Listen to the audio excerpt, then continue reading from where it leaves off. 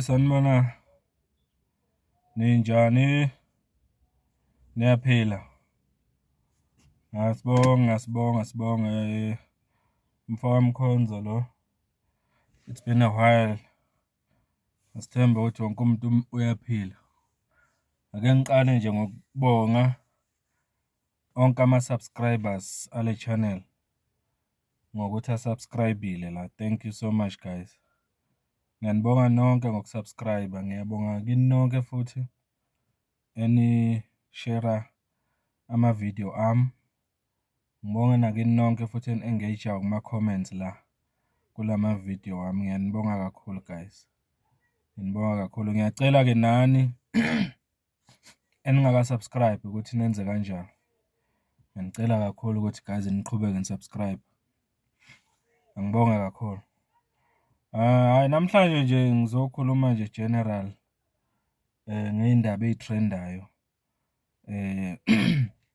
Okuwukuthi selokhu ziyatrenda nje kulo leviki kuze kube namhlanje njengoba kuyi Friday. Kuneyindaba ezitrendayo la iviki lonke, the past 7 days namanje zisatrenda. Sike sabona kukhulunywa ngendaba eyenzeke lapha kwaCeza eKZN ngenkathi kucelebratewa usuku olukhulu lwenkosi umhlonishwa uDinuzulu noma inkosi uDinuzulu. Njengoba bekuhlangene laphiyana osopolitiki ngokuhlukahlukana kwabo. Bekhona ngisho nomongameli wezwe laphiyana umhlonishwa uCyril Ramaphosa. Bekhona isilo samabandla, the king of the Zulu nation, inkosi ubayede uMisuzulu kaZwelithini. Bekhona noNdunankulu wakhe okubaba uThulasizwe-Buthelezi. Kanti-ke umnumzane uCyril Ramaphosa behamba nobuholi ophezulu base-KZN ukusuka phezulu kumama uNomsa Dube-Ncube oyipremier yase-KZN kanjalo naloyo ongusihlalo we-ANC kwaZulu Natal ubaba uDuma noma Sboniso Duma. So siyazi sonke bafethu ukuthi kwenzakaleni. Sizibonele kwenzeka phambi kwamehlo wethu ukuthi uNdunankulu wesilo noNdunankulu wakwaZulu ubaba uThulasizwe-Buthelezi uthe ma ekhuluma laphiyana lapho nje esefaka igama lika Bheki Mtolo ongunobhala we-ANC KZN. Simbonile sukuma uSboniso Duma eyohlwitha umbhobho laphiyana kuNdunankulu uButhelezi. Kwaba naleso sixaka ke senzekile emva kwalokho. So lesigameko lesi ke siyatrenda kuze kube manje. Into ekuloku kukhulunywa ngayo la nasey'nkundleni zokuxhumana. Sekuze kupolitikwa nangayo ke manje njengoba sibheke okhethweni. Ngoba kuvela nje ukuthi hayi ne-ANC ithi hayi laphiyana kahle amaqembu epolitiki ikakhulukazi IFP abesebenzisa leli thuba laloku celebratewa komkhosi omkhulu kangaka ukwenza ipolitiki noma ukuphusha ipolitiki. Kanjalo ne-IFP ngakolunye uhlangothi ithi hayi i-ANC laphiyana ithathe leli thuba yalenza ipolitiki ngoba kuyavela nokuthi kuloya mcimbi kukhona abantu abashayiwe lapha okungamalunga e-ANC okusolwa ukuthi bashaywe amalunga e-IFP ngendlela engizwa ngayo nami. So kwenzeke nje izinto eziningi laphayana kulo yamkhosi wokugubha kwempilo inkosi uDinuzulu. So isho ukuthini ke lento mawuyibheka? Isho ukuthi eSouth Africa ngoba phela laphayana bekuwumcimbi loyana wabantu abamnyama. Kuyabonisa ukuthi ukubekezelelana kuyinto nje engekho total. Kuyinto engekho futhi ukuhloniphana kuyinto engekho ikakhulukazi kubantu esibabheka njengabaholi bethu emphakathini. Ngoba uma ubheka lesa sigameko bengafanele yenzeke le nto ngale ndlela. Ake sithi ke mhlambe lenkulumo kaNdunankulu kaZulu ubaba uThulasizwe Buthelezi njobe beyibeka. Ake sithi ke mhlambe kukhona mhlambe amaphutha ebenawo le yankulumo noma ake sithi kube nokuthile obese kuyipolitiki bekuphusha kule yankulumo. Umbuzo uzothi bekungeke yini mhlambe alindwe akhulume aze ayiqede inkulumo yakhe, anikwe nje isikhundla sakhe aqede ethule nesilo njalo njalo uqhubeke umcimbi ngendlela efanele. Bese ke mhlambe emva kwesikhathi mabelithola ithuba excuse me, abaholi be-ANC njengaye nje uSboniso Duma engathi abengumphathi wohlelo lapha mangingaphazama, angazi noma ngiyaphazamela. Mhlawumbe abezolithola ithuba lakhe naye athi ukuyiphendulela kule yinsolo mhlambe ebekuthi uButhelezi bezomsola noma bezosola ngazi ANC noma ubuholi be-ANC KZN. Mhlawumbe abezokhona ukulithola lelo thuba aziphendulela.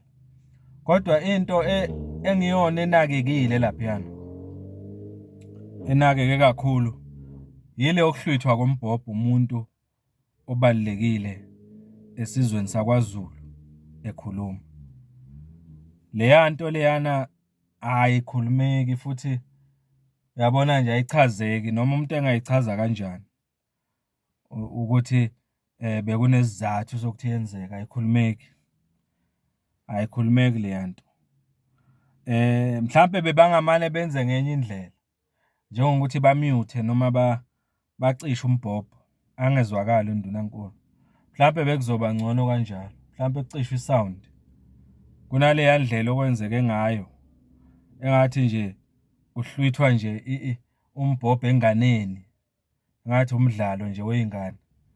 Mina ngendlela engiyibuka ngayo ibonisa nje ukungabi nanhlonipho on the part of ubaba uDuma laphayana uSboniso Duma futhi nje uzibangele iy'nkinga ey'ningi ngalento ayenzile nokuzibukisa kabi kubantu ikakhulukazi nje akagcinanga ukuzibukisa kabi kubantu kodwa ngendlela engibuka ngayo mina leya nto eyenzile ithunaze nesithunzi sesikhundla asibambile eKZN nesikhundla asibambile njengomholi we-ANC eKZN okugcina seku-affecta neqembu le-ANC njengoba yiwo okhethweni.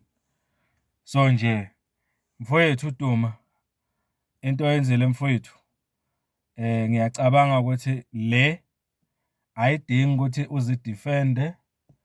Bekudingeka nje into simple, very simple ukuthi nje uxolise, ukhiphe nje statement uxolise, ungachazi futhi, ungachazi, uxolise nje ukuthi kwenzeke leya nto eyenzakele lapha noma ngendlela owenze ngayo, uxolise ngalokho kodwa ungasachazi ukuthi kwenziswe yini. Asidingi incazelo yakho ukuthi usichazele ukuthi kwenziwe yini. Ukuthi nje uxolise. Ngiyacabanga ukuthi bowuphushwa ama-emotions nokuthukuthela mhlampe ngendlela okwenzeke ngayo.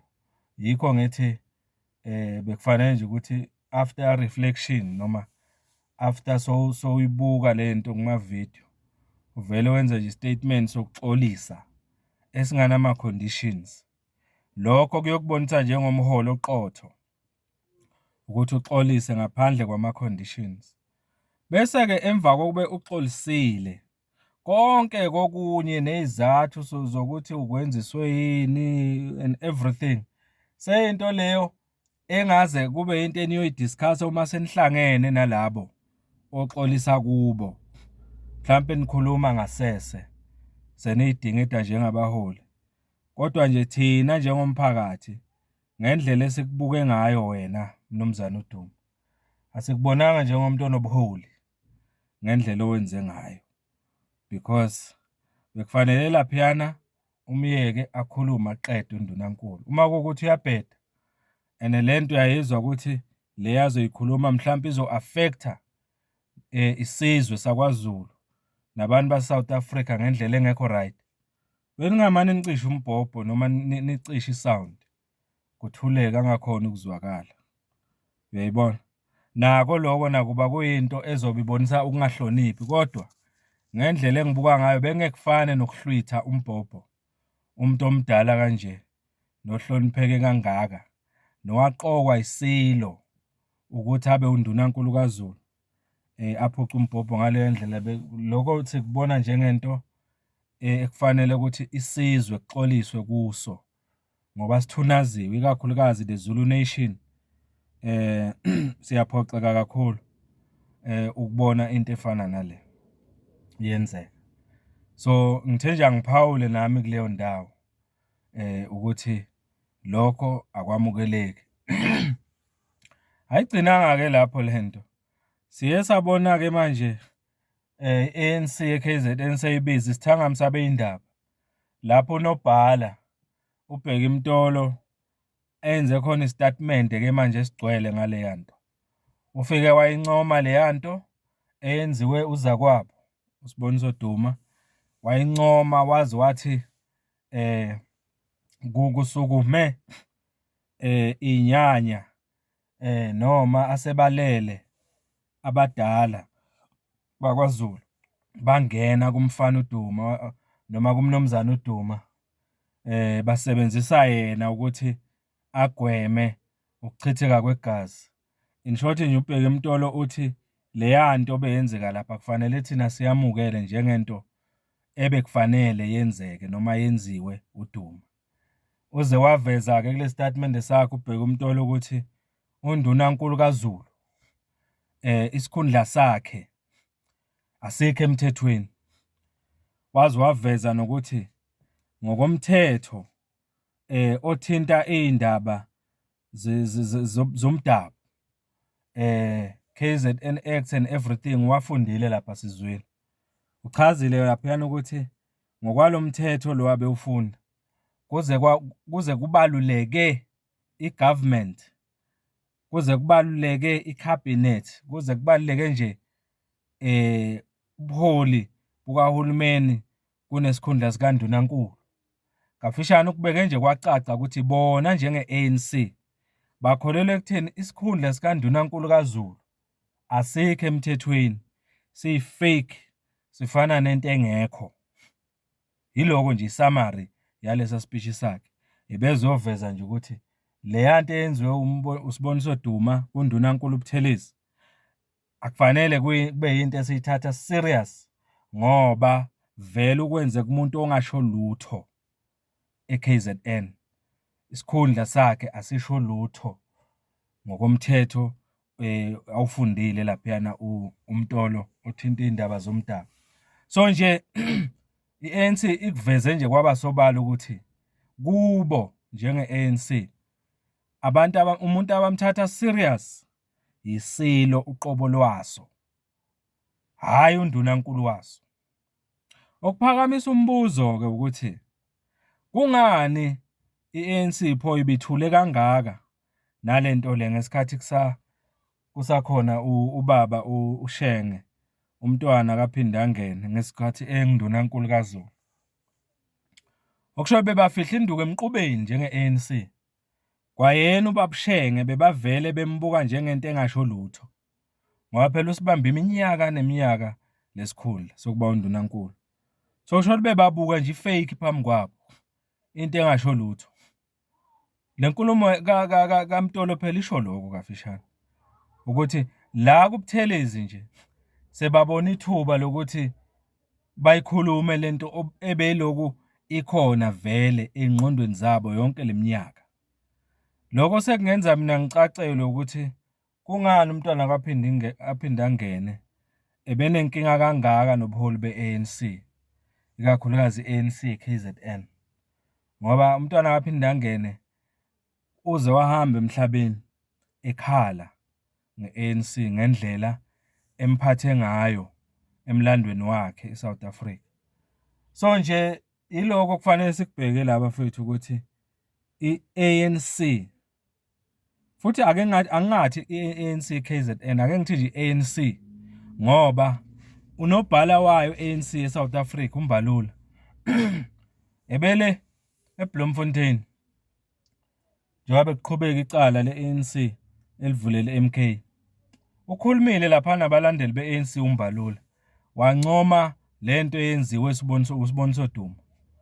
Wayincoma uMbalula wayincoma nje impela wezwa ukuthi cha umfana bamnika ilo uphaphe lwegwalagwala ngomsebenzi awenzile. Impela bamnika nje crown ukuthi hayi ushaye khona. So uMbalula encoma lento eyenziwe uSboniso Duma kusho ukuthi i-ANC yonke eSouth Africa iyakuvuna lokho kwenzeke lapha ngoba bekukhuluma phela unobhala we-ANC. Kafishane nje mina ngifuna ukuyisummarize ngale ndlela. Konke lokho kwenzeke lapha kwaCeza nazo zonke izinkulumo ezibe khona ezivela ku-ANC after lesigameko zisibonisile futhi zasiqinisekisa ukuthi ngokwe-ANC isikhundla sikaNdunankulu kaZulu siyinto engekho. Kafishane futhi babonisile ukuthi isilo samabandla ubayede inkosi yamaZulu ngokuthi ibe nondunankulu wayo inephutha. Inkosi akufanele ibe nondunankulu inkosi yakwaZulu. Shothi even inkosi uMdlokombane naye ngokwakhe iyamfaka le ndaba ukuthi njengoba benondunankulu ubaba uShenge umntwana akaphinde angene. Shothi uMdlokombane ebenza nje into njengasho lutho eyifake. Kanjalo naye umntwana akaphinde angene ube nje into engasho lutho ngokwendaba yokuba undunankulu kwaZulu. So kufanele sikwamukele lokho thina njengabantu base-South Africa ngokusho kwe-ANC ukuthi undunankulu kaZulu nezinqumo ezenziwa inkosi isilo sokukhetha undunankulu into engekho. I-ANC ifuna samukele lokho thina. Uyayibona? So nje angazi ke ukuthi thina njengabantu base-South Africa sizoyithini le ndaba. Ngoba phela i-ANC isikuvele yakuveza obala ukuthi imephi ngalolu daba. Mina njengomfokamkhonza ngithi lento le eyenzekile yenzeke ngesikhathi esiright kakhulu. Njengoba manje nge-29 May siyokhethweni. Ithuba leli elingqayizi vele bafowethu. I-ANC I'm happy isiveza onke amabala wayo manje. Isiveza konke ukuthi sikubone ukuthi iqembu elinjani. So ake sihlaziye yonke lento ke yenzekile bese nge-29 May uma sivota nje sikucabange lokho kwenzekile. Yilokho mina engifuna ukusho ukuthi nge-29 May uma sivota singakukhohlwa lokho kwenzeke kwaCeza ngesikhathi kunalesigameko lesi engikhuluma ngaso la. Asikukhumbuleni njalo nje. Yilokho mina engifuna ukusho. Enye indaba ebeyilokhu itrenda indaba kababa uThabo Mbeki. Uma ngaphosisi ebekhuluma nama students ase-UNISA njalo njalo ngesikhathi ebeka inkulumo enkulumeni yakhe lafike wakhuluma khona ngobaba uJacob Zuma. Wakhuluma nange-MK ubaba uThabo Mbeki. Okunye engikuzwile akukhulumile lapho ubaba uThabo Mbeki. Uke uvezile ukuthi yena ngendlela abuka ngayo ukufonyishwa kwe-MK nokuthi uZuma ebeyiphathi ye-MK kubonisa ukuthi uZuma akanalo iqiniso. uZuma ufana nesitha se-ANC ngoba ngeke athi uyi-ANC kodwa avotele iqembu elizodestroya i-ANC. Kusho ubaba uThabo Mbeki. Okunye okuvelayo ukuthi ubaba uThabo Mbeki sowushintshile enkulumeni ake wayenza before. Lapha bethi khona ngeke azayikhankasela i-ANC. Manje usethi uyayikhankasela noma uzoyikhankasela i-ANC. Ukusho ukuthi kwayena ubonakala njengomuntu o-confused ukuthi kwenzakalani. Kodwa akangiyeke leyo, ngifuna ukungena kule yokukhuluma kwakhe ngoZuma ne-MK. Ubaba uThabo Mbeki, mina ngendlela engibuka ngayo, ngicabanga ukuthi ukuvuka kwakhe manje ezokhuluma ngoZuma kukhona into okuyishoyo ngaye. Mina ngibuka ukuthi kuvuke ubuqiniso ngaye nokuthi ungumuntu onjani noma umuntu ocabanga kanjani uma kukhulunywa ngoZuma. Lo baba selokhu uyazibonakalisa nje ukuthi kahle kahle vele usane-enga ngoZuma engasoze yaphela ngendlela engibuka ngayo. Mingakho iminyaka uZuma adila decisively noMbeki. Mawubala nje from December 2007 ngesikhathi uZuma enqoba edudula uMbeki emkhipha ekubeni umholi we-ANC. Shothi ubaba uMbeki kusukela lapho engayikazi iphele ngoZuma kuze kube namhlanje from 2007 iyavuka manje. Uzogxeka uZuma ngokuthi uZuma uyiphathi noma uyingxenye yokufonyishwa kwe-MK ekhankaselwa uZuma njengamanje.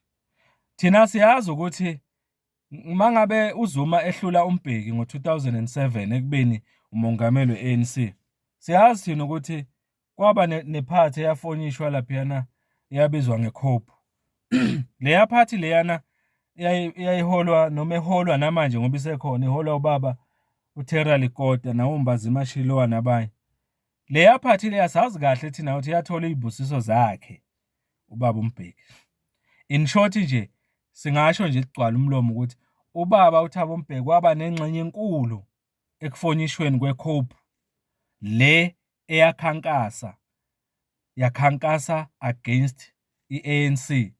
I-ANC yayiholwa uZuma ngaleso sikhathi. In short, ubaba uThabo Mbeki angasenze iphukuphuku. Siyazi ukuthi wayeyingxenye yeCOPE eyake yakhankasa futhi namanje isakhankasa, ikhankasa against i-ANC ngesikhathi i-ANC uphethwe uZuma. So ubaba uMbeki angacabanga ukuthi siziphukuphuku thina. Siyazi ukuthi naye uke waba ingxenye yeqembu elike lema ngaphesheya lakhankasa against i-ANC ngezinto abengazithandi ku-ANC. Ubufakazi balokho kuzothi omunye asinabo ubufakazi balento engiyishoyo bokuthi ubaba uMbeki ube ingxenye yeCOPE. Yini pho eyenze ukuthi ubaba uThabo Mbeki ngesikhathi kuphethe uZuma angaveli nakanye akhulume kahle nge-ANC nangenkathi i-ANC ikhankasela ukhetho kungaba ulukazwelonke, ngaba yelo masipala, yini ebeyenza angaphumi namalungu e-ANC ayokhankasa ngesikhathi kuphethe uZuma? Akhankasela i-ANC phela leyathi uyayithanda. Angithi phela kufanele sikubuke nalokho ukuthi i-ANC phela bekungeyona kaZuma ngaleso sikhathi. Noma engumholi wayo bekuyi-ANC abantu base-South Africa. Why pho uMbeki engazange ayokhankasa? Impendulo isimple, yingoba wayenenkinga nomuntu oyedwa noma umuntu oyi-1 uZuma. Thabo Mbeki loyo wayengakhankasi akhankasela i-ANC ngenxa yokuthi yayiholwa umuntu angamthandi nangamthembi uZuma. Yini pho ehlukile manje ngoZuma uma ethi uZuma ngiyaphuma ku-ANC ngiya ku-MK ngizokhankasa against i-ANC? Akenzi yini uZuma okufanayo okwenziwa wuwe baba uMbeki? Kungani uzenza engazuthi wena manje umholi ongcono kubaholi be-ANC kunoZuma? Ngoba uZuma wenza the very same thing eyenziwa nguwe. Wavota empeleni, ngiyakholelwa vele ukuthi wavota against even i-ANC kaZuma. Asazi phela ukuthi umuntu mayevota uvota kanjani, kodwa masithathele ey'nkulumeni zakho, angikholelwa mina ukuthi wena ngesikhathi kusaphethe uZuma boyivotela iANC. I don't believe that. I don't. Ngoba vele bongayikhankaseli. Maye usuzovela manje uba umbheke ngazuthi ungumholi ongcono oyithanda kangcono iANC ukudlula uZuma. Cha. Mina angiboni mehluko. Nawe wakwaba nezikhalo ngale ANC uZuma khala ngayo manje njengoba isiphethe uRamaphosa. So yiloko nje bengifuna ukukudlulisa ngoba umbheke ukuthi angazami bakithi ukusikhohlisa umuntu omdala. Nathi siyayi-understand ipolitiki ngendlela esiyi-understanda ngayo.